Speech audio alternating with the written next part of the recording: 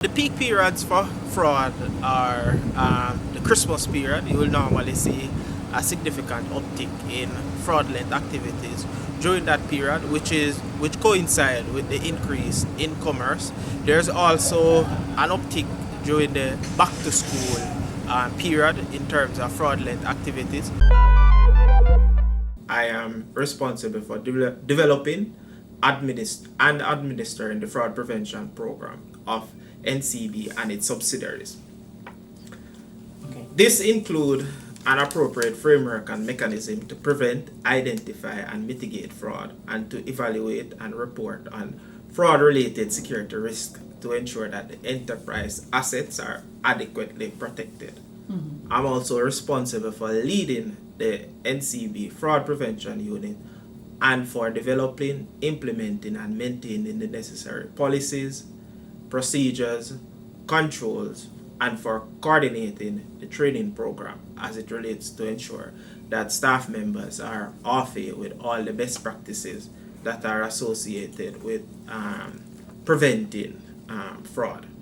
I'm also responsible for putting together an investigative framework to assist in preventing, monitoring, detecting, and investigating on matters relating to fraud and misconduct in respect of NCB customers, business partner, employee, and business information in compliance with the organization, information system, AML, and anti-fraud policies. So in a nutshell, that is what I'm responsible for at NCB.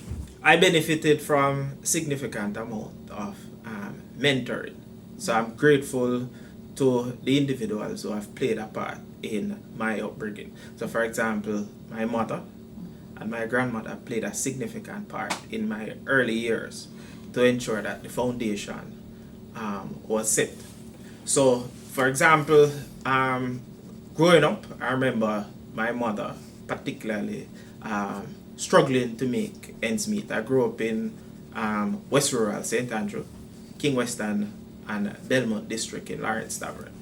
So my mother, I remember a particular situation where when it rained, we used to have to put a pan on the bed to catch the water and sleep beside the pan. One of the things I heard Mr. Leachin said, and which I took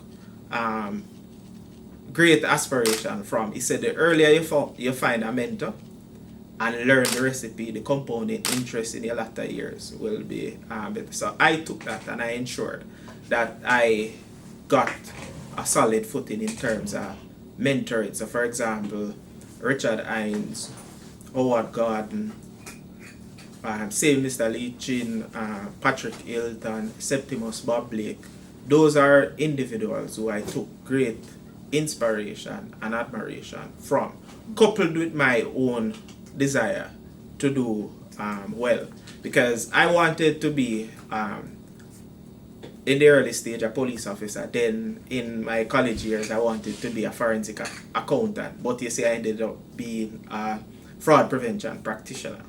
They are kind of so all three kind of meet along that path. So mentorship and hard work is what allowed me to excel in it, because I go by the lion mindset, which is fearless and ruthless with how we operate, in terms of no challenge is too big for me to conquer. Because if you take, for example, how did the lion become the king of the jungle? Not because he's the fastest, not because he's the strongest, but because of his mindset. So I live by that mantra. Fraud happening in peaks and troughs, and with a lot of, like with commerce, the Christmas season is the Yuletide season, so that is also the peak period for fraud. All over the world, not just locally. Globally, we have seen the trend where during the Christmas celebration, where you have a lot of commerce taking place, we tend to see a peak. The other peak period in Jamaica is normally associated with back to school shopping, and that is also another peak period where you find a lot of commerce activities taking place, persons buying books, schools, supermarket, everybody stocking up on activities for back to school. So you find what happens is that criminals, white collar criminals, morph themselves into those activities to take advantage of what is happening at the time.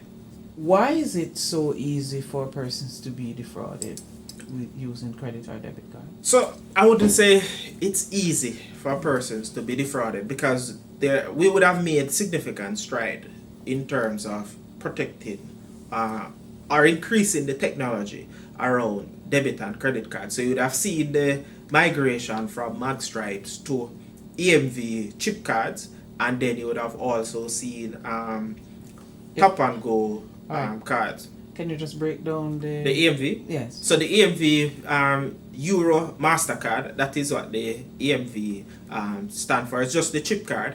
So we would have moved away from the mag stripe that used to exist back in the days. That used to be very easy. There was no security around the mag stripe, and as such the industry. You say mag? Mag stripe, that little black strip on the back of the card, that is what we refer to as the mag stripe on it. So that the information on that could have been copied with any magnetic strip reader. So there was no security around it. So as such, the industry moved to a more secure EMV contactless type cards, where you have the algorithms and stuff like that generating random authorization code and stuff like that to make it a lot more difficult for debit and credit card fraud to occur. What you find happening now is that even though on the card present side we would have made significant stride in terms of making it a lot more difficult, it was always expected that there will be a shift from card present to card not present fraud, and that is what is happening now. So you find, like for example, when customers go to a merchant to do transaction, they'll tender the card. What the collusive cashier or pump attendant will do, they'll take a photograph at the front and back of the card, quick session, and then go and do card not present fraud. Or we see an increase in data breaches and stuff like that. That is what is continuously allowing the proliferation of card fraud. So even though we would have strengthened the security around the card, we're seeing a shift from card present to card not present fraud. Is this where you now say that a card must never go out of the owner's presence? Definitely. So never allow your card out of your sight. And I always encourage persons, ensure that one, you use the tap and go feature. I know a lot of persons have some concern about the tap and go. This is the card. handheld machine which is right beside you. Right beside there, you just tap the card on it. You don't insert or anything like that. Okay. But it is the one of the most secure way to conduct transaction, and it eliminates a lot of things. One, it significantly reduced to almost impossible. We haven't seen no evidence of a tap and go transaction. Based on the information that leaves the card, it is impossible for any compromise to take place in terms of information that leaves for criminals to get enough to make a duplicate card. And persons can't take a photograph at the back and front of the card. So I always encourage individuals to use the tap and go feature at the card. It must be within 4 centimeters.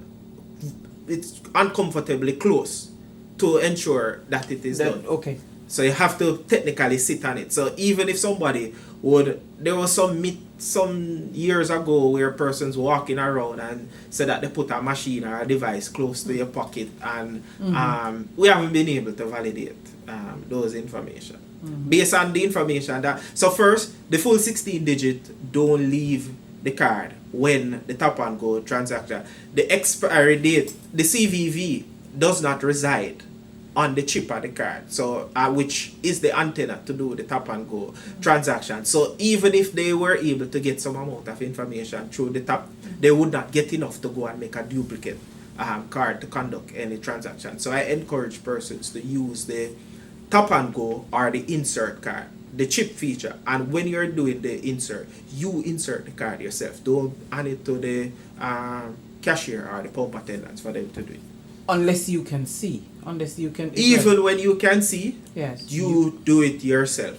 insert the card into the point of sale and remove it. It will reduce the possibility of any collusive pump attendant setting up any cameras at any strategic location to take a photograph at the front and back of the card and then go. Because what I've seen, and we have arrested persons for this, so this is not a phantom. We have seen where cashiers set their phone in a strategic location and they take the card from you and stand up and have a conversation with you. They put the front and turn it to the back as well, so to ensure that they capture it. So that is why you should always maintain possession of the card.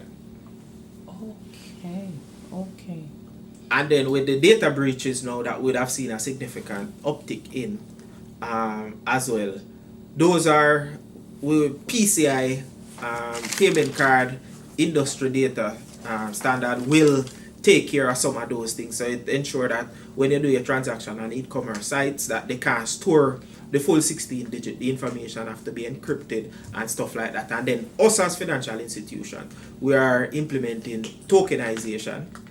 That means each time you will get a different or a unique card number to utilize on an e-commerce platform, or we are implementing dynamic CVV to significantly reduce the risk that is associated with the card not present space. So if there's a data breach, then the information that they obtain, they won't be able to go and utilize it to conduct any card not present transaction. So we can start to benefit and see a significant reduction in the debit and credit card fraud.